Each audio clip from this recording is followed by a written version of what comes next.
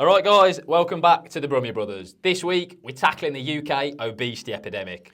In this episode, we're going to cover where the country is now with regards to its obesity crisis, why we think that is, and some solutions as to how we can solve that. Let's get into it. We're in. So welcome, Season 2, Episode 2.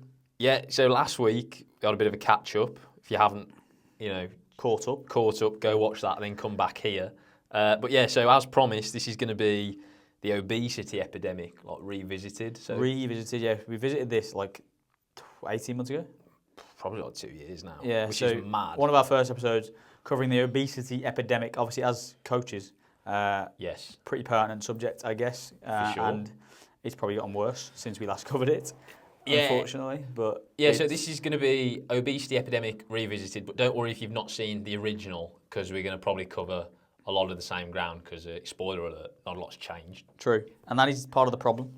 Still dealing with a lot of fatties. Yeah, both in the UK and the US, mainly in the West. In the Western world. Yeah. So yeah, we're gonna touch on kind of what the current state of play, kind of main contributors to that, and then potential solutions. Nice. Okay, so you got a bit of a story arc there, guys. Yeah, and I think the last episode we did, we got bogged down in the weeds a bit. I think it was a good 90-minute. So we're going to try and shorten that, condense that. Yeah, we're going to try and cut the fat off that. If you'll pardon so to speak. Yeah.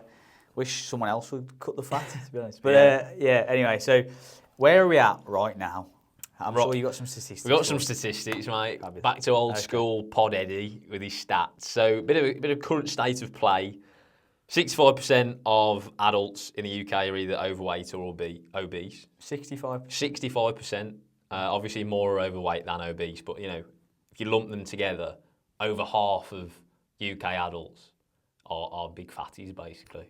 Yeah, that's damning, isn't it? Hey, fatty bum bum. Yeah. Bit sweet sugar dumpling.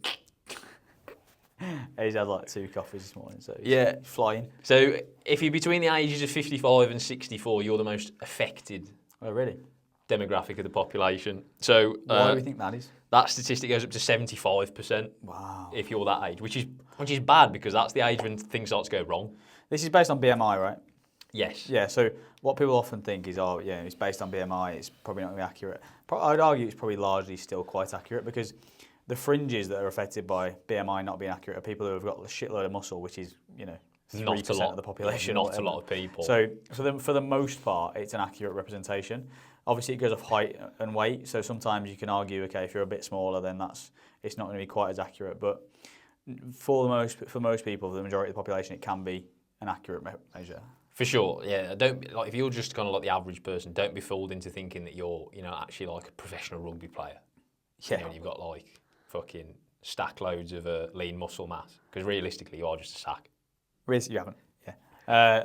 So 65%, and then that shoots up to mid-70s when you're 55. Yeah, when you're in. Why do you think when you're 55 and up, there's more of a chance of you being obese? Be more sedentary, I guess. Yeah, less active. That kind of activity level just drops as you age. Yeah, self-fulfilling prophecy maybe plays into it a bit. You're getting older, you start talking yourself out of being active. Yeah, for sure. A lot of people tell themselves, "I'm too old for that." Well, I'm getting more overweight because I'm aging. I've heard that so many times. Where I'm getting older now, so I guess that's just what happens. That retirement narrative as well. Is like, I'm getting older now. I want to treat myself.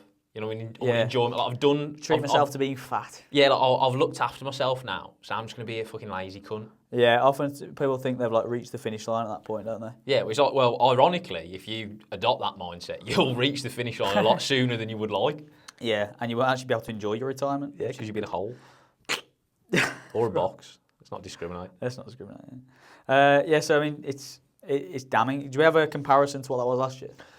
No, but so long-term data shows that basically obesity levels have doubled since the 90s, which is mental. That's crazy. So in a generation, or like a couple of generations, 3 decades or whatever. Yeah, and of course, personal responsibility, nutrition, all that kind of things are somewhat at fault, but also just the way in which we live our lives now, the way that food is developed, all those kinds of things obviously come into it. There are external factors as to why from the 90s to now there's an increase in that. Well, yeah, for sure, and we'll get into that. Yeah. We will get into the weeds. We love that. Yeah, so from 1990 to 2022, obesity nearly tripled among UK school children. So amongst boys, that was 4% to 12%, and amongst girls, it was 5% to 10%. So it's bad because the future of the country are also fat. Well, yeah, and then their kids are going to be fat. Well, and what's really worrying as well is that, like, kids, really, there's no excuse for them being overweight because when if you think back to when you were a kid, you fucking full of beans. Yeah. You're always like playing, well, like on paper. Loads of energy. Playing out with your mates. Hormones are on your side, really. Yeah, exactly. Very like difficult metabolism, and also at that age, it's important for your socialisation as well to be active and play. Yeah, but I think there's the learnt behaviour from the parent. Yeah, well, if your parents are sacks, then the chances to our point around the older you get, the more chance there is that you are overweight or obese. If you think about parents as 30 plus, they fall into that, increasingly fall into that bracket. And so if they're then bringing up children without health and wellness being a priority, which is, for some people, it's just not even in the conversation. We exist in somewhat of an echo chamber where we're like, okay, health is number one priority. We go to the gym, we do this. Like, it's just part of what we do. But there are certain, I guess most of the people listening to this because they've found us through fitness channels are probably going to be the same. But the vast majority of the population don't even think about it. Which is always mental. I just can't even fathom that, really. But like the way that your relationship with kind of fitness and nutrition is inextricably linked to your quality of life. So I don't see how you can be ignorant to that. Well, ignorance is bliss, isn't it? I guess. Yeah. And so, like, if you don't know that the other side of the coin exists, then you ain't gonna look for it, are you? And I think that's part of it. Like, if you've just been existing in this space for a long amount of time, you're in pain, you shit energy, you shit sleep, all those kinds of different things. You might not even know that there's a different reality that you could have should you have different habits. You might just think, well, this is just how life is. I think that's how a lot of people think, is this is just how it is. And it's like Neo in the Matrix. And instead of being like the chosen one, he's just a fat cunt. Yeah, fat Neo. Yeah, part of the problem, I think, with like this solution, so to speak, we'll get into this, but online coaches, PTs, this and that, like still that requires an element of the end user, the person seeing it as a problem and coming and going, actually, this is something I want to change. Whereas there's probably so many people who are the people who need the help the most who just don't see it as an issue. And they're like, fuck it. Yeah, and we'll get into this as well. But I think there is also an element of like detachment from personal responsibility these days because people are so used to money being able to just solve their issues. Yeah. That the idea of actually having to take action is something that's actually now quite alien to people. True. And your health and fitness is something really that you can't buy. Absolutely. It takes work to some extent. Which is also, to a different point, why it's so impressive when someone is in shape or whatever. Because instantly, for someone who knows what goes into that, it's instant respect because, like you say, you haven't bought that, you haven't been born into that. You have to have done something that is effortful to achieve that. And we see it all the time, or not all the time, but we see it occasionally where people pay us a lot of money for coaching, right? And then they won't do anything. Yeah, and it's like they come back to you, not blaming you, but kind of like what now? But it's like a bit lost almost. It's like, well, I paid for it. Why haven't I got the results? Well, exactly. Like, to your point, because your input is the crucial part of this. To your point, yeah, they put the money in, they think result comes, and because often that's what happens now in daily life, right? You just pay for something and get it. With fitness and with losing weight or improving your health markers, that's just not how it works. Some people will pay for this thing and then won't do anything, and lo and behold, they haven't made any progress. And some people will just try and tick the box with paying the money. So it's interesting. It's a weird detachment, isn't it? Because like with any other service that you pay for, you basically front up the cash, and then the rest is taken care of. Like if your sink breaks, you pay a plumber, they square it away for you. You don't have to actually like fit the U-bend yourself. Yeah. Whereas with anything to do with health and fitness, there's always going to be an element of effort on your part. Well, the onus is on the individual. Which I think there's a bit of detachment for some people, like you said, because in this day and age, people are so used to basically just money talking. Yeah. they forget that. The fact there's an effort involved as well. But we'll get into that anyway. So that's the overview of kind of where we're at in terms of obesity levels. if we unpack kind of like physical activity and nutrition now with some numbers, this is depressing. That's so good. Buckle up. So less than half of people currently exercise consistently in the UK. Oh, that's mental. Yeah. That's mental. What does that mean as well, consistently? I guess it's subjective, isn't it, somewhat? But like, if you're not willing to say this is kind of just like a random street survey. If you're not willing to admit that you do basically any movement like that, the bar set low. It's pretty down. Well, again, because you have to quantify what's exercise, what's consistently. Like, because realistically, we're not talking about like gym training 6 days a week. Yeah. We're talking about like going for a walk voluntarily, which is like the bottom of the barrier to entry, isn't it? So it's very interesting that less than half is mental, because that then probably means, 50 to 70% are then still doing very, very little. Well, so the next point kind of exemplifies that. So only 1 in 10 people meet the NHS target of completing at least 150 minutes of moderate intensity exercise a week. That is Yeah, that's mental. 150 minutes, is it? Yeah, which is really, if you get into a bit of a habit of kind of being fit and active, isn't hard to hit. That's like, couple of like 3-4 sessions a week. Yeah, but the key thing is that it's, you're electing to do some physical activity in that case. But 90% of it. So again, to our point before of like, we live in this kind of bubble of people doing fitness. Even the entire bracket of that is still only 10% of the population. And then the people we are exposed to and the people you're exposed to on social media are then a further kind of 1% probably of that group.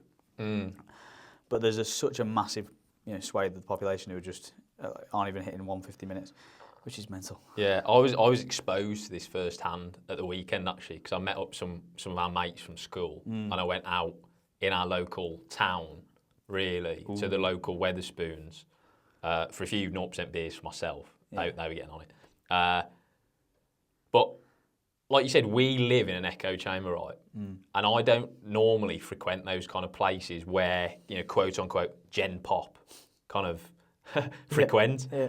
So actually going out and seeing kind of like the general state of individuals in 2025, I'll be honest, it was scary. It was like walking into like a sci-fi film. That's true. All different kind of shapes and sizes and, not good shapes and sizes either. No, it is worrying because it's just not having it as a priority, and then wondering why whatever's happening is happening in your life. You have no energy. You feel like your work's a massive slog, and you've not slept properly, and you like all these kinds of drop down things that are happening as a result of you not going and practicing any regular physical practice. Is worrying, and this it's the vast majority. This next stat throws the cat amongst the pigeons a bit, really. So, like 65% of people feel they don't look after their health as much as they should. So there's an element of acknowledgement there. Yeah. So over half of people basically admit that they're not doing enough, but then less than half of people are actually exercising. So it's like you've reached acceptance. Where's the action? We were talking about this morning, weren't we? The information that fitness health is good for you is out there. It is. And it's knowing what to do with it. Knowing what to do with it and actually being intentional with how you're going to action that information. And that is where coaching comes in, kids. Well, not to bang the drum too early doors. I know, it kind of is, but you can not even just that though, is it? Like even just going to your fucking works 5-a-side or something like that. Yeah, that's what I mean. It doesn't have to take the form of a coach, does it? Anything, it can be anything, but the point is that people know what they should be doing. Now, I'm a big believer in this. Like, if you're eating Mackies all the time, you're fucking, sitting on your ass, it's not good for you. People who smoke know they're dying. I think is like, that's not even necessarily like, it is obviously a learnt behaviour because you can't avoid it in 2025, but like just from an evolutionary perspective, your body's not evolved to do that, especially with nutrition.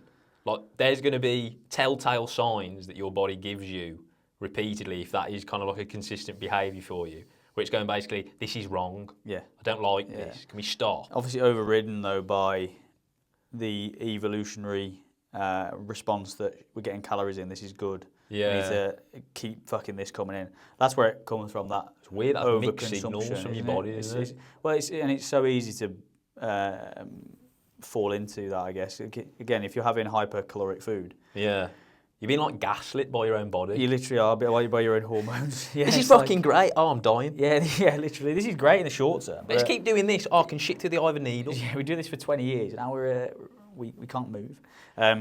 So, if you have something that is ultra processed and there's loads of calories in it, your body's like, oh, to hang on this, get as much of this in as possible, because in the past we didn't have ready access to food, and so if you had something that was calorific, you'd want to eat loads of it, so your appetite would facilitate that. Whereas nowadays, obviously, we don't need that luxury because we have food everywhere. So it's a little bit of you're going slightly against your basically our evolution. Our kind of evolutionary biology hasn't actually caught up with our reality, has it? No, because we're still hardwired to be like hunter-gatherers. Yeah, and obviously, but, even if the current food landscape just doesn't require that. No, and that obviously kind of chemistry anymore. There's a double whammy happening where we're now far more sedentary than we ever were as well. Sure, so everything's available at the touch of the button. You can work from your laptop and not leave your fucking house if you want to. The amount of people I wonder what the stats are on like average steps per day. I'd be interested to see. I guess that's captured somewhere with phones capturing it all. But even getting 10,000 steps a day is like such a low barrier to entry in terms of actual physical. For sure.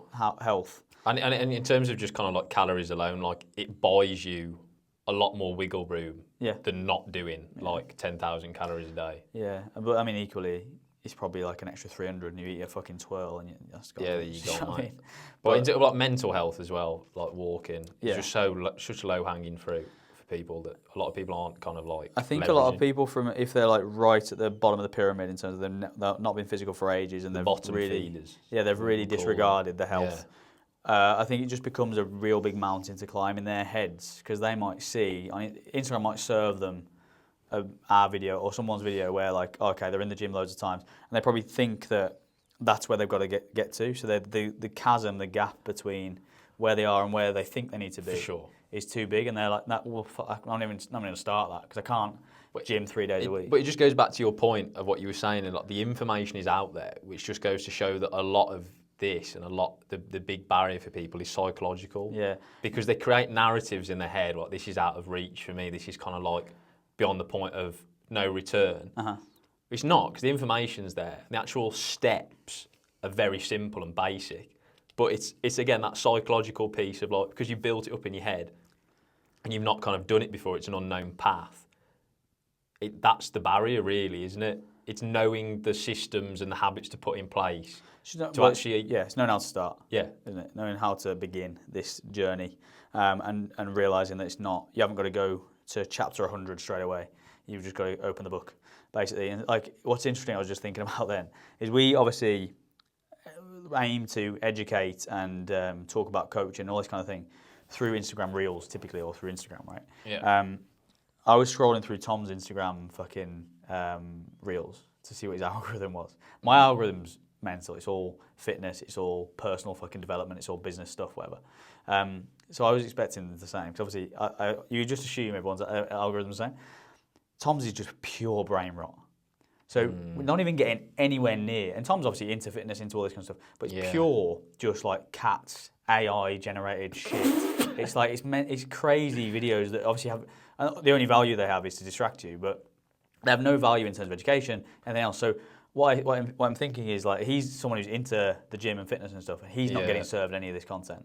And so people who are not even touching in their life the gym and that sort of thing, not even talking about it, they're going to be a million miles away. Yeah, where does that leave them?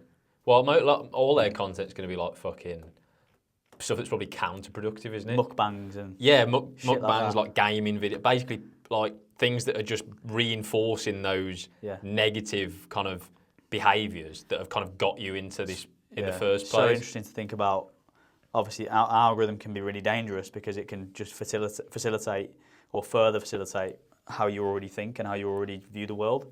And because you're viewing the world in a certain way, you're interacting with a certain amount of content, then you serve more of it, and then you kind of get into that frame. And to break that would have to be a conscious decision. Because if you're just going to scroll, subconsciously you're just going to interact with stuff that you're interested in, which is going to be, whatever it is, fucking food or gaming or whatever, which is, again, you're going to see someone more times than not, or, let's say, for example, ordering food or going to Krispy Kreme or doing whatever, doing calorie challenges, whatever it is, and then Yeah, all you're thinking subliminally, all you're thinking that's about is reprogramming your head, innit? Like, I want Mackies. I want Mackies. I want Krispy Kremes. Yeah, it happens to me. Yeah. I will go past a billboard outside that has a big fucking McCrispy on it. I'll be like, Mackey's looks good, doesn't Big it? fucking McWrapper. Yeah, and I'll be like, Mackey's looks fucking great. And obviously I have discipline and whatever, and I've built that up, I guess, through willpower, and I prioritise things. So I can quash that. But if you don't have any of that... it's like a duck hunt, isn't it? Yeah. Line up your ducks. So I think that's definitely a very big issue. I just put the pieces together in my head there that people just aren't getting any of this. We talk about like the information is out there, but you do have to look for it. Yes. Again, it just comes back to what we always say about like fucking take accountability, be mindful. You know, it all comes back to the same initial kind of like foundation stones, doesn't it? Oh yeah, it's true. Well, I mean, I always think about you have control over what, like we've said there, you know, whatever you interact with, our algorithm will serve more of. Because the majority of people, you just posted about it the other day, are on the phones for what, like 2.5 hours social media a day or something. Yes, like that's that. social media. Average smartphone time's 4 now. Yeah, average usage of social media, which probably is skewed down by older people anyway, but like average for like teenagers probably is going to be somewhere in the 3-4 hours. If you're spending that long on something, you have to be as mindful and intentional as possible as to what comes up on that feed. Yeah. Because it can either serve you or it can go against that. And that's why I'm careful-ish to have, as much as I can, to have mine be productive, and at least, even if it's a little bit distracting or brain rotty, at least it's motivating or something, you know. Yeah. Well, I've had my TikTok time limit for months now. Yeah. And I can't even describe how it's affected my productivity with like work and stuff. 20 minutes a day is what I've got on TikTok now. Yeah. And then when it's over, it obviously kicks me off. Theoretically, I could ignore it if I want, but it's an extra step you've got to go It's an through. extra step, and I don't, because it's a physical reminder of like, right, well, your time's up now. And you made that for a reason. You're like, well, am I going to go against that? It's like an extra thing you've got to navigate. It's a bit like tracking calories. Yeah. Because if you're going to eat something shit, you know, fucking I've got to put it into the app as well as eating it. Like, it's going to be double guilt kind of thing. Shame. Yeah, so it makes sense. But probably a good thing to do. Well, anyway, we it went off on a bit of a tangent there. But quickly, just touch on nutrition as well. So we covered physical activity. Ultra-processed foods, obviously kind of like a big factor in all of this, the prevalence of ultra-processed food, poorer quality food available in supermarkets, or at least the better quality food is kind of priced out of some people's budgets to an extent. This is a fucking mental statistic, by the way. If you think about like, this is drummed into you from a kid, right? Only 31% of adults report consistently eating their 5 a day. Yeah, I mean... And you're one of them. I'm one of them. I just thought about that when I said it. And I was like, and he's here in the room. Yeah. He's here with us today. I'm really bad at that, I'll be honest. I eat a good amount of fibre, but it's not generally through 5 fruit and veg a day, I don't think. But more generally, now, like, the daily calorie consumption in the UK for an average adult is over 50% ultra-processed foods, which isn't good. That's terrible. Yeah. That's bad, isn't it? Like when over half of your diet is made up of fucking matter. We talk about the 80-20 rule, and that's far off that. Yeah, 80-20 is like the base level as well. Yeah. You ideally want to be way... Yeah, you want to be in the 90s, on the right really. side of things. Like, yeah, I mean, it is difficult because, like I say, it's everywhere, isn't it? And if you're looking at it through like a convenience lens, even if you're, let's say you're health conscious, so to speak, and you're going to eat protein supplements and protein bars and stuff, that would still fall into ultra-processed food. So it's difficult. But 9 times out of 10, if you cook for yourself, that's basically all you need. Yeah. As long as you're cooking for yourself doesn't mean a microwave meal or whatever. If you're going to start with ingredients and make it a meal at the end, that's it. That's pretty much it. The barrier to entry on that now with the invention and kind of proliferation of like air fryers and stuff, is so low, really. Like when you say cook, you use the term cook loosely, don't you? Very loosely, yeah. You're not Gordon Ramsay. Yeah, like you're changing the state of an ingredient to something that's edible. Basically. Like microwavable pasta, tuna is obviously like the go-to example because that is literally a 90-second meal. And the thing is, as well, talking about TikTok and information, how many healthy recipes are there on TikTok? There are millions. For sure. Like, if you have no ideas... It's one search away, isn't it? If you have no ideas, TikTok, high protein lunch idea. Oh my God, there'll be thousands. Yeah, quick and high you won't protein. even be able to even move. Like quick air fryer recipe health. And like all you have to be, like, to your point about mindfulness, is like all you have to be is conscious that you want to, and I guess have an intention to cook something proper. And then again, you just go on TikTok, bang, and then you can go to the shop in 5 minutes, get the ingredients, you're done. But a lot of people are just like, oh, it's easier to. I don't know. I don't really know what people eat, to be honest. I either will eat out or I eat the same meals every day for every meal. That's the only two states I operate in. And when I eat out, obviously, I'm trying to be intentional, and that's how I operate my nutrition. Yeah, for sure. I'm a stickler for meal prep. Yeah. And I guess part of the whole issue with this podcast is, and we've already addressed it, is that we are in an echo chamber, right? And probably a lot of the people listening agree with us. So we are in ourselves guilty of being. Yeah, but if you have got a fat friend, do feel free to share. You might lose them as a friend. But you'll make us money. So by the way, take one for the team. Thought these might resonate with you. Yeah. By the way, you're a fat cunt. Fucking podcast title obesity. Sorry, yeah. So the implications of this, right? So obesity is higher than where it should be, for sure. For sure. Physical activity not in a good place, nutrition not in a good place. What's the implication both for the individual and for society? Well, we'll cover that. We'll cover that, and it's not insignificant. Before we go into the statistics, let's play the devil's advocate and pretend we've got a fatty with us who is of the mindset that it's their choice to be that way. Right. And that they're happy and content like that. What would you say to that individual who is wrong? It's just difficult, isn't it? Because you're essentially going to be talking to a bit of a brick wall in that case. Because it's difficult for them to figure out, oh, I'm actually going to be a burden onto, if we talk about society, NHS, people are going to have to pay for it. And a lot of them won't give a shit, I wouldn't imagine, about that. A lot of people wouldn't care. Yes. Well, that's an interesting point, isn't it? Because in Western societies, we are... I think we were talking about this last time I came up to Manchester, actually, like the doctrine of like rampant individualism. Like we're brought up and the individual is the centre of their own universe, which is in contrast to a lot of kind of like Asian cultures where it's actually like for the greater good, basically. And like you are socialised to understand that you're basically a cog in a greater machine, and your behaviours contribute to that. There's a sort of ripple effect. But on that point, okay, yeah, cool. So society won't matter, but then the individual should matter. So if the individual matters, then and if you go even all the way on the other side of that, where it's just individualism, so your red pill Jordan Peterson, in that case, then you want to make the individual as in yourself as productive, as energized, as kind of effective as you possibly can, because in that case, then that's going to ripple out. If I'm a better individual, Ed's going to feel the fucking effects of that. My friends, relationships, family, all going to feel the effects of me being better.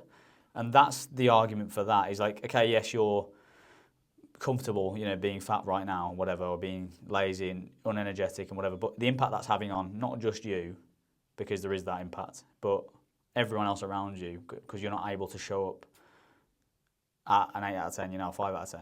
Like, what are the impacts of that? Going through.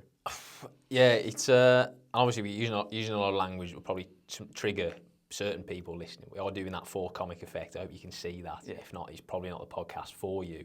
If you're easily offended, you've already commented on you've already blocked us. Yeah. But yeah, so it's a bit of a flawed argument, really, isn't it? Because it's like it's the same argument, really, that like Republican gun owners use in America, in that it's like, I like it, so leave me alone. Yeah. Even though objectively, if you look at statistics, wider society and the individual is worse off for it. Yeah, correct. So like with obesity, it's like, oh, well, I like being this way. So well, you don't, because if you look at the statistics, you're now at much greater risk of like all-cause mortality, diabetes, cancers. Yeah, and that's future. Objectively, unless you're some kind of like depraved sadist, that's not good. Not ideal, and that's future pain, right? That's future kind of chance of X, Y, and Z. Well, it's the health lottery, isn't it? It is, but even in the moment, and it might not be. Again, I think this is a fact. It's not felt because there's not a contrast. They can't go and live in my body, for example. They can't go and live in your body and feel the energized and feel how clear their mind is, all that kind of thing. They can't feel the contrast. So it's probably difficult for them to fathom, but there is no shortage of kind of evidence and literature that being that way, and I'm not just talking about being fat or whatever, but being unhealthy and having bad health markers and having inflammatory foods coming in all the time, having low VO2 max, having low strength, all those kinds of things that obviously come with being unhealthy, right, have an immediate effect in the moment. And if you were to, let's say that all those are a 2 out of 10, if you were to flip that on its head and all those are now an 8 out of 10, well, your immediate reality is also going to be better. Yeah. And it's getting people to appreciate that. And I think it's normally easier later down the line, which is, I guess, contrary to the stats. Maybe it's just the fact people don't take action on it. But if you're 45, 50, whatever, probably an easier jump to make logically is what's the effect this is having on my kids, or the role model I'm being to my kids, or am I going to be able to play with my kids for a long period of time? So there's a at that point in people's life, often they want to make the change. Yeah, for sure. Like if you bringing your kids into it is a much more kind of effective, emotive way to kind of give you a kick up the arse, isn't it? I think because it's like, well, if I'm kind of affecting their future by making these choices, then there's more chance you're going to stop. Because oftentimes if you're like 25, 30, it's just you who's affecting, who cares? Yeah. And you're enjoying yourself, you're having, Mackey's 5 days a week, whatever. I guess we should also stress that you can be chronically unhealthy and seemingly normal size. True. I know this is predominantly like an obesity podcast, but like... You can be like internally obese. Yeah, exactly. So, don't just think, oh, well, I'm doing all this stuff and I look great. Because you might look great in a mirror, or you think you look great, but actually you're just as susceptible to all of these kind of detrimental health markers as someone who's carrying excess weight. Yeah, and this is why actually ultimately why we always focus on, like, we say performance, but like your physical ability. Yeah. Because that transcends any of this sort of stuff. Because if you can, let's say, run a 5K in 25 minutes, or you can deadlift twice your body weight, whatever it may be, right? If you can do these kind of things, you can dead hang for 60 seconds. It doesn't really matter what you weigh. No. Does it? Because you objectively, physically, you're in a decent place. So that's why I always have an issue with like body, like I don't what you call them. They call themselves like fat loss coaches, like body composition transformation coaches, because it masks those kind of like objective, like meritocratic markers that we use, because it's like, look how great my client is. They've lost like 5 kilos in a week. Yeah, but what systems have you given them to achieve that? Because if you just strip them to like 800 calories a day, I would argue, whilst it looks amazing on your Instagram story, as like a client win, like their health and kind of well-being is actually worse off than they were before. Yeah, it's no better. And you haven't given them, and also you haven't actually given them anything that they can carry forward, because it's not sustainable. All they've learned from you is that if they slash their calories excessively in a week, they can lose like X amount of kilos.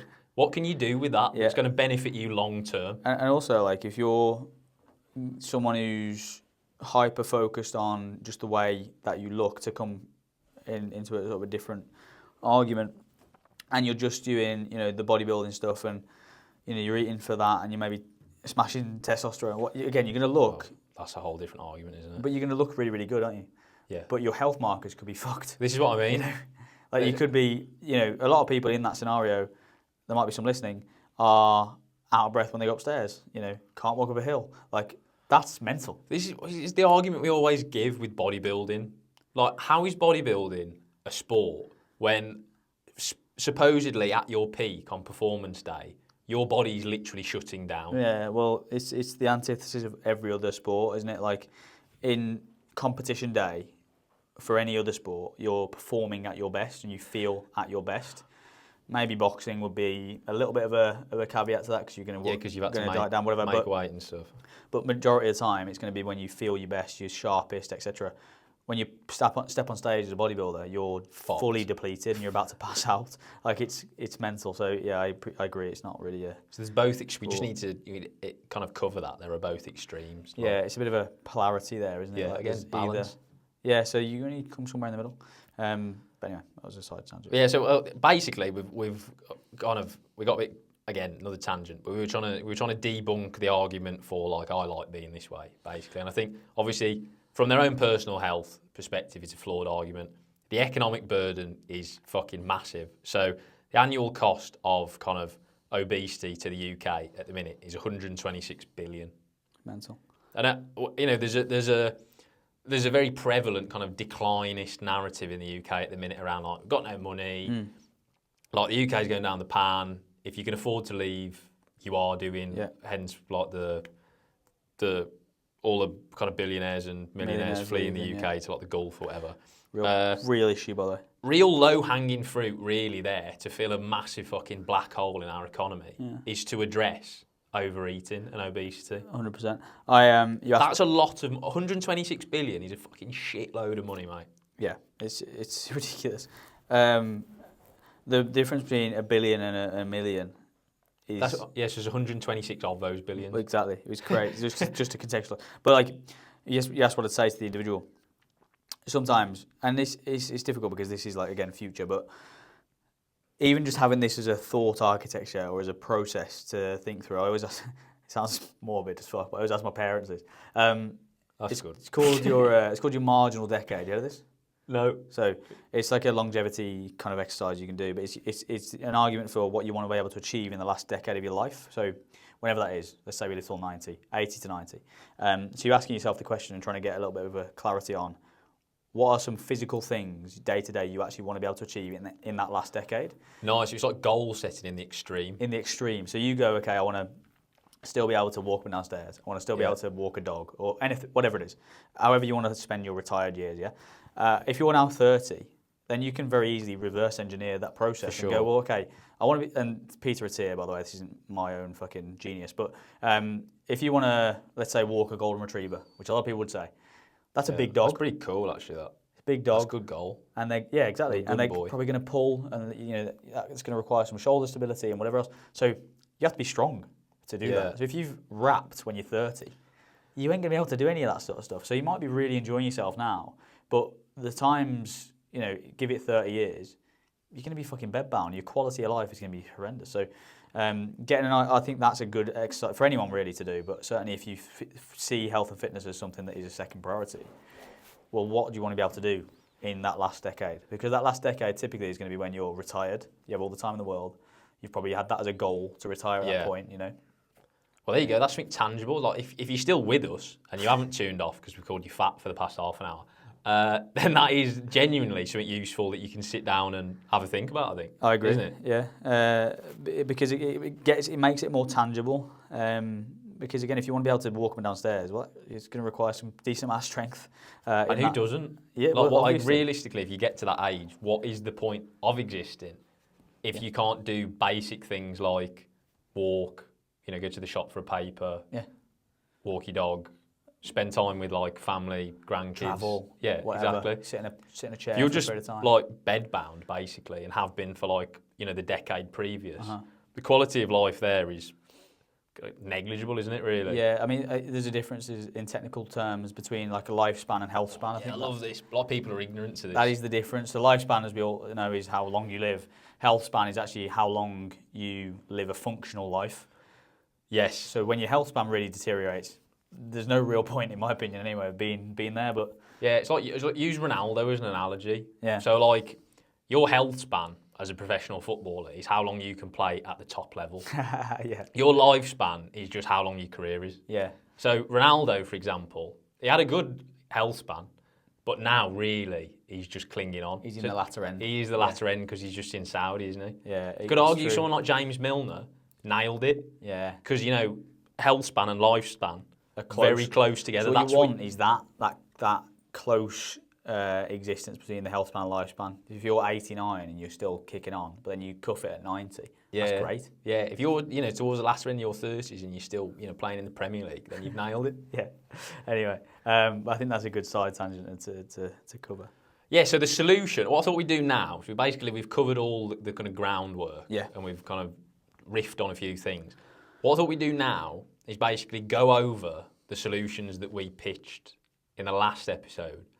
And just ponder them really. Okay. See if we think they still hold a place in the jigsaw of the solution. In the manifesto. In the manifesto. I think we did call it like the Brummy Brothers Obesity Manifesto. Yeah, we did. But part 2, the remix. Yeah, so we'll categorise these into 2 camps. So we've got kind of like a good cop and a bad cop approach. Okay. So you can imagine that the good cop one's probably a bit more like softly, catchy monkey. Yeah. And then you'd probably follow the bad cop ones under discriminatory. Yeah, so if you are still with us after the good cop ones and you do get easily offended, maybe turn off. So, yes, we'll kick things off then with something very sensible, which is boring. Like a junk food tax, basically. Which I guess... Do we have sugar tax? Yeah, we have a sugar tax now, but again, it's like... It could certainly be more stringent, I think. I think it should be applied not just to like really like high concentration sugary products, but like generally if you hit certain kind of like nutritional markers around like saturated fats, sugar, salt, then you come under that kind of like tax bracket. Yeah.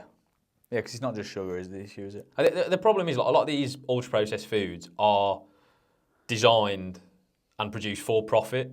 So like really low quality, cheap ingredients, hyper palatable, addictive. So your markup on them is massive. If you were then taxed a bit more on the sale of those products, it's not going to really affect your product margin because they're so cheap to produce, and they're also a net kind of net negative. Maybe just on companies that maybe you increase tax on the companies that develop that. Well, exactly, and it comes back to the big food producing, like the food mafia. All of these companies that kind of like we associate with supermarkets, that you kind of like fucking Kellogg's and Kraft and all that, they basically own all the food. You know, unless it's fresh and there's not a label on it, if it's branded in any way, the chances are you can trace that back one of the to one of these kind of like big, sinister mafia food companies. They're like a monopoly over the industry, don't they? Yeah. So I mean, having like a more stringent, strict tax that they kind of avoid somehow on the companies that produce those kind of foods would make, well, the effect of that would be that the product is then more expensive, which would hopefully discourage people from buying them. And then attached to that is like, I guess, did we talk about this later on? No, I'm not going to talk about it now. The flip side of that is like when fast food companies try and like sports wash their shit food. Yeah. So like McDonald's sponsoring the Olympics is mental. Yeah. Pretend like sports wash is a good word. Yeah. Pretend that like put out like a load of marketing while it's on, and then like sponsor it as if they're doing like a net positive. Yeah, Coca-Cola, sponsoring. Yeah, it's mental. Fucking Coca-Cola sponsoring the Olympics. Yeah. Or just what would be a good one is mandate that all these drinks companies have to make only the sugar-free option. Yeah. You're still able to sell, do whatever you want, but everything has to be sugar-free, and we mark up sugar and we mark down sweetener. Yeah.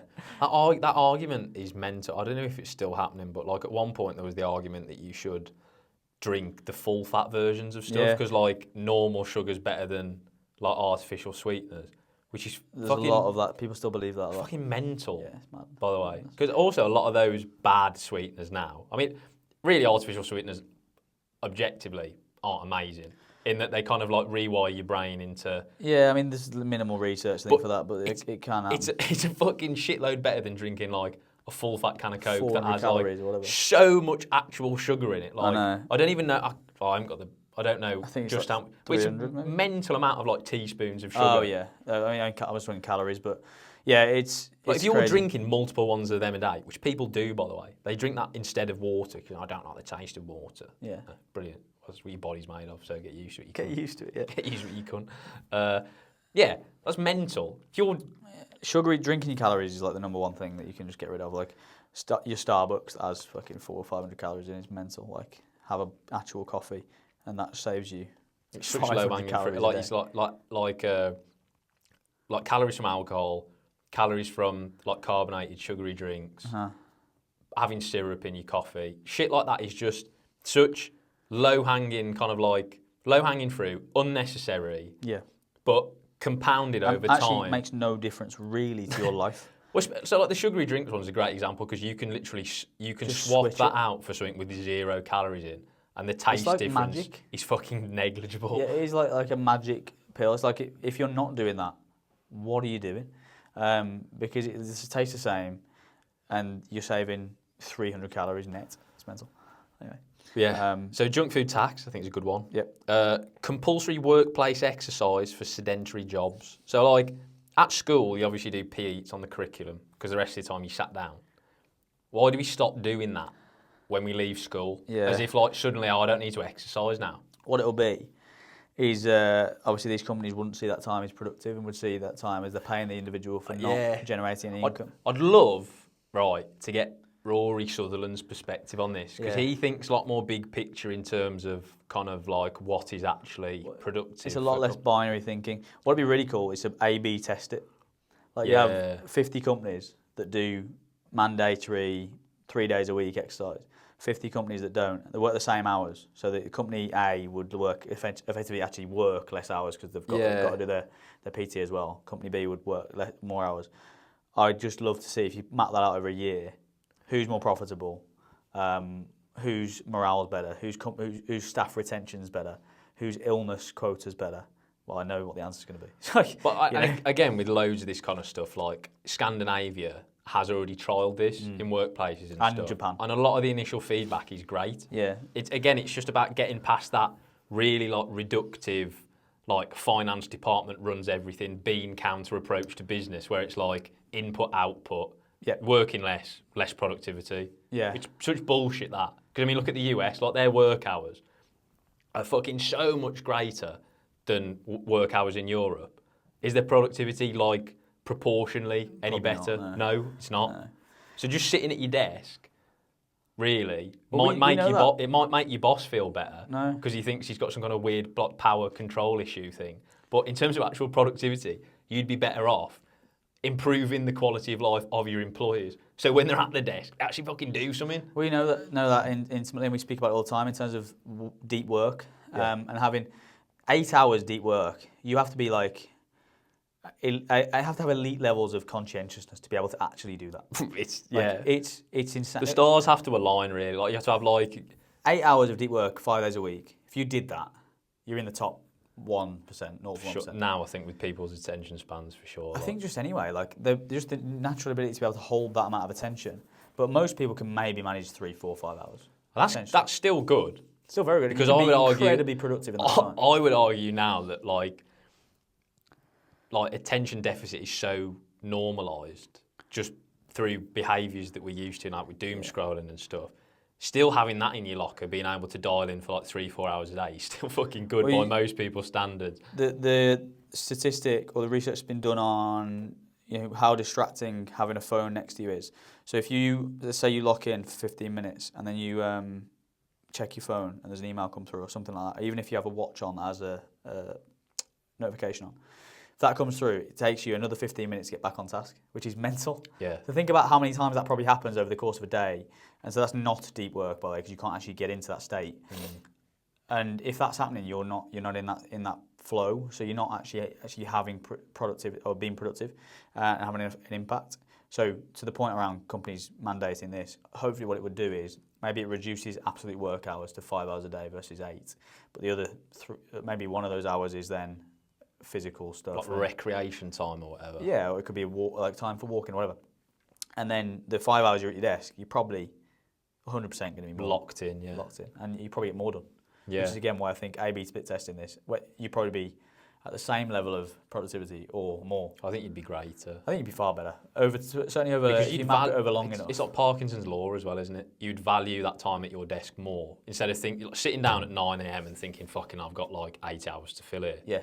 Whereas if you sat down at like 9 and you had until like 11. And you got phys at 11. And then at 1, you're back in at your desk till 5. You'd be like, right, so this morning I'm going to do X, Y, Z. Yeah. This afternoon I'll do A, B, C. Yeah. And I've got the phys that I look forward to break up the day. And then I know I've finished work at 5, already done my training for the day, so I can go home and rap and fucking game and do whatever I want to do. There you go. And you're already taking care of your health quota for the day. And that's how I'm going to run my company when we go on the stock exchange. On the stock exchange, yeah. Yeah, it's mad. But anyway, next. A nationalised PT industry. Okay. So publicly owned NHS gyms, or at least subsidised gyms. I guess this could take many different forms. But if you think about it, there are physiotherapists on the NHS. Having personal trainers or strength and conditioning coaches or exercise rehab instructors is an extension of that pathway, further, isn't it, really? Because you can go to a physio with like a physical ailment or something, and they'll give you exercises, and you might have a few sessions or whatever. But beyond that, you're pretty much left to your own devices. There's no signpost, really, like, right, this guy's going to help you do this and implement it and kind of enact those behaviours outside of this room. Well, personal training and coaching is like a luxury, isn't it? Yeah. Well, people see it like that. This is my argument. Should we normalise? Well, in the same way that kind of like having your therapist has gone from being like, oh, right, something's actually, like you've got a mental deficiency, is I guess how they used to say it. Like you've got shuffling. Yeah. Whereas now, it's much people more are a bit more proactive and being like, right, just because something's not necessarily wrong doesn't mean I wouldn't benefit from this. Yeah, you've probably still got stuff to unpack. But equally, having coaching or whatever, think about like an insurance policy, for example, in terms of your car. Everyone has to shill out X amount a month for that. Everyone who's got a car.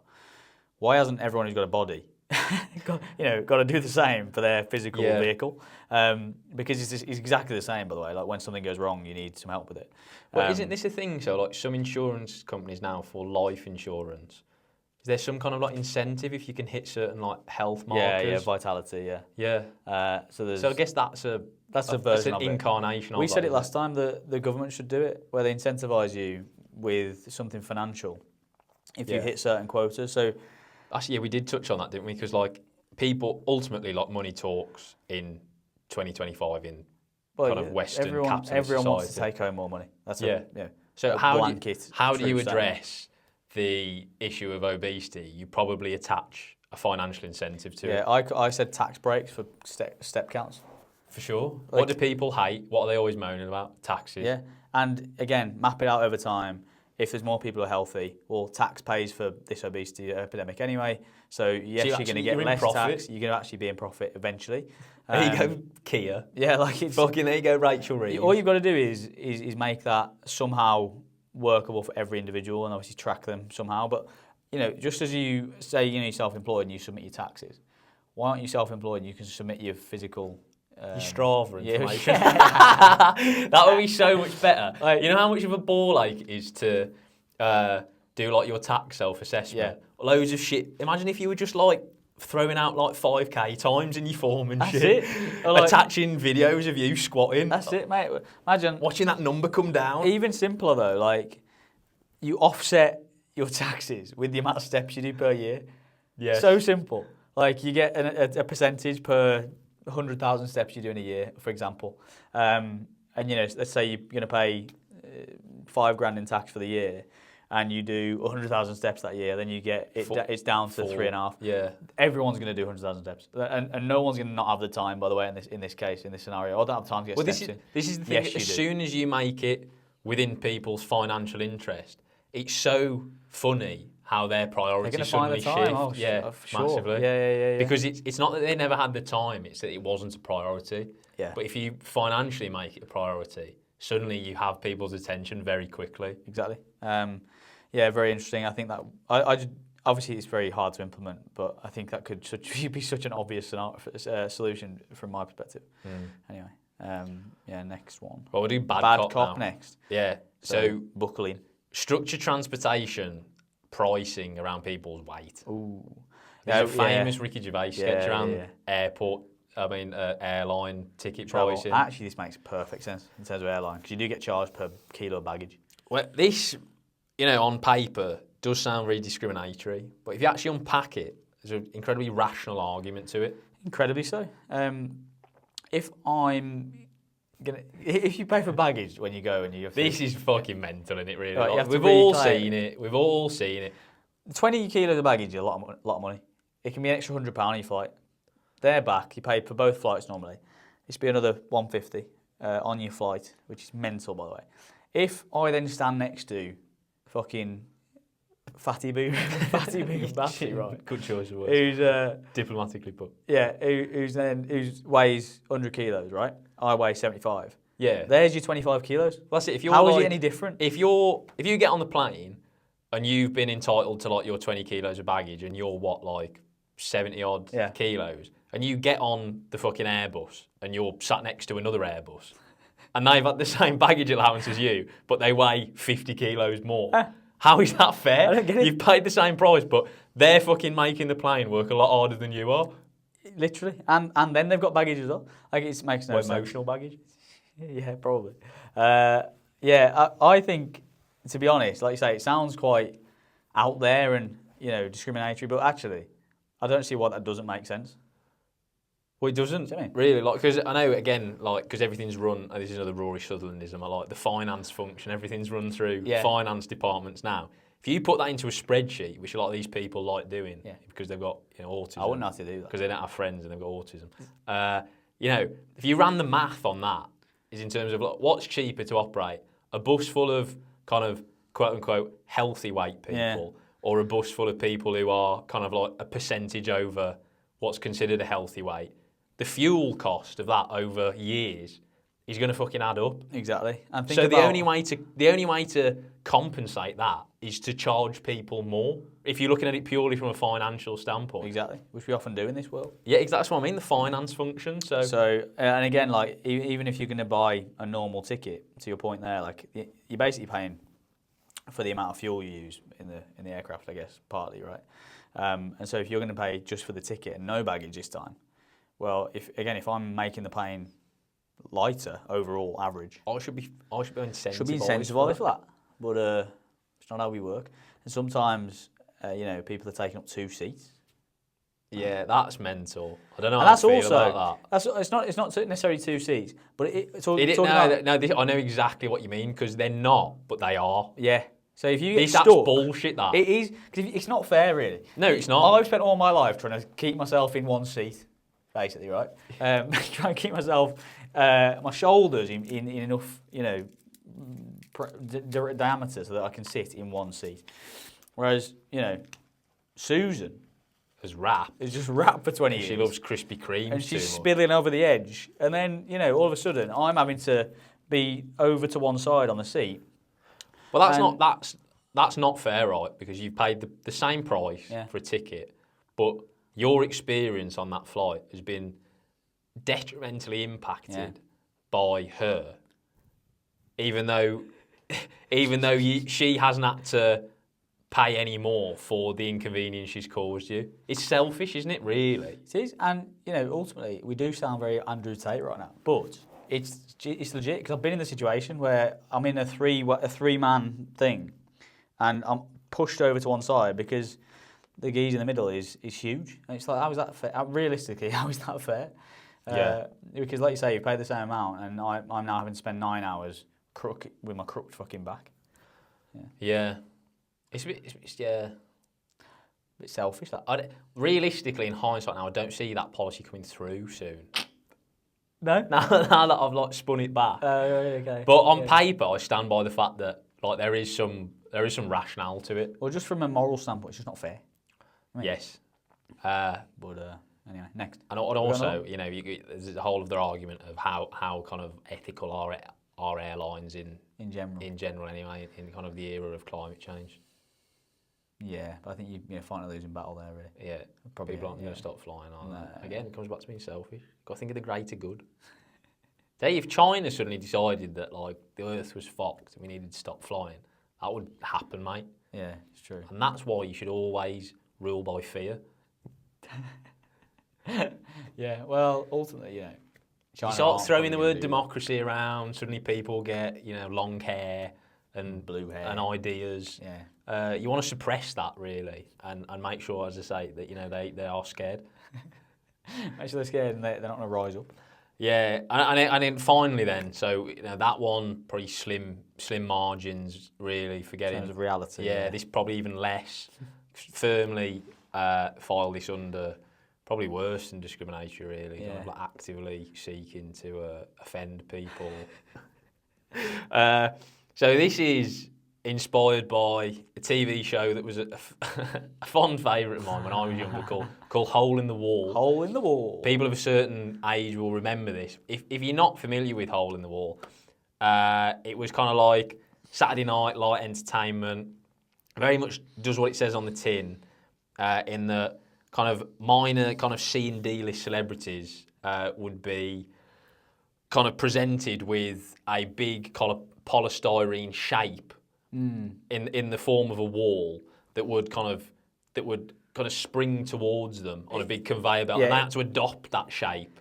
And if they didn't do it successfully in kind of like the couple of seconds that they had to contort themselves, yeah, they'd be swept into a swimming pool behind them. Yeah, and so it was a shape, it was a human shape that they had to contort themselves into. And it was like teams, wasn't it? So there might be a bit of like very, very light gymnastics involved, whereby you might have to jump on someone or give someone a piggyback. And this wall would be coming at you at quite the rate. And so we think that if we were to do that in supermarket doors, that could also reduce, the amount of access some of these people have to readily available calories. It's a bit like a human cat flap, isn't it? Really, like if you don't fit in this, if you don't fit, it's like in fact it's like the Ryanair baggage policy, isn't it? Like correct. If your bags don't fit in the box, you're not coming in. You're not coming in, and you'll probably starve yourself a little bit until at the point where you can come in. But it's good because it holds you accountable then. Because then, say you've got to like not eat for a week, and you come back next week, you might fit. Yeah, might not.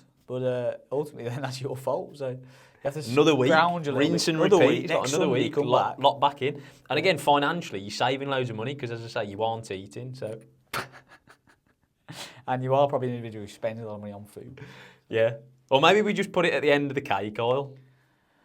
Yeah, maybe just cordon off. So you have a normal supermarket. Because they can still buy food, but it then forces them to buy the right food. Correct. So normal supermarket in two sections. One section is purely unprocessed good food, right?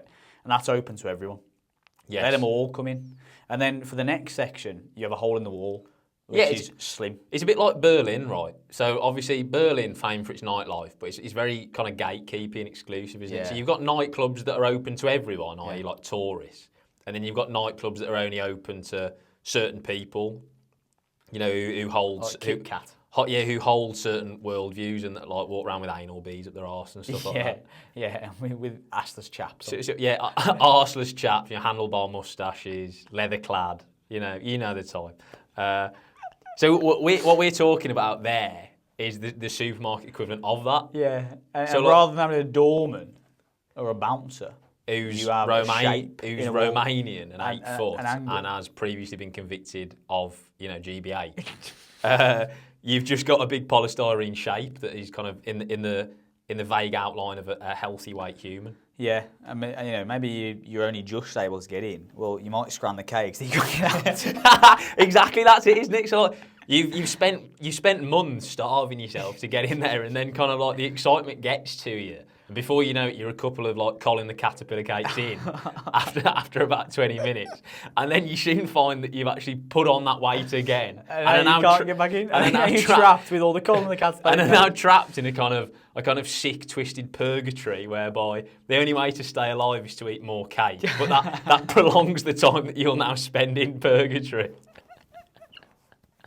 There's kind of sick, twisted irony there. Yeah, but hopefully then that makes you learn your lesson. Yeah, you resent the fact that you eventually helo-evac out of Asda. Just get loads of fat people who are just able to come in, stuck in this fucking. At the end of the week, you just like send Steve down with the broom who like sweeps them into a trolley. Yeah, and then they're taken off to shipped off. Yeah, like fat the person Falklands recycling or something. Let them graze out their days in a field. Yeah, and then they lose enough weight to come back and then go through the process. It's just like again, we've got to really put that to the finance department because those airline flights, across the South Atlantic can soon add up. Anyway, That was that. Yeah, I think that's a good idea, to be honest. Yeah, probably we potentially like didn't execute it as well as we could have done towards the end there. It got a bit out of hand when we started mentioning overseas territories, but yeah, but I mean we do own them. So. you got to use them. Yeah, We're just using them for farming at the minute. They can't be that profitable. Yeah, exactly. I mean they should really house all our fatties. All of the country's fatties. Yeah. Yeah. Fill the space. Yeah, well, they can do the Royal Marines jump every day to lose some weight. I see there's a Royal Marine garrison there. The PTI's there to see them get them in shape. Soon have them fucking. Yeah, I mean, granted, they'll all have shin splints, but yeah, it's better than having. They've already got shin splints. It's better than having type 2 diabetes. Picky poison. This is the other thing. Most people who are overweight, because if they do walk around a little bit because their body isn't conditioned to that, yes, do have shin splints. Mad, really. It's mad though, because if you then lost the weight, because you're used to moving around with excess weight, you would be really good at loaded carries. True. I made a reel about that, didn't I? Remember, like if you're shit at running and shit at bodyweight stuff, basically, you just lose 10 kilos some year. And then you kind of like you've stat padding really, aren't you? Yeah, exactly. Because you've cheated your body. You have. You've lost a weight vest. You have literally lost, a significant amount of your body weight, and a lot of people have to use that as external resistance. You're lucky, you already have it. Yeah. I mean, you're saving. And weight vests aren't cheap. Yeah. So if you take nothing from this, take that. Let's face it, you have taken nothing from this. Yeah, I've got nothing left, so it's probably a good time to wrap it up. If we're still around next week, then we'll be coming back in for a Q&A. So do stay tuned.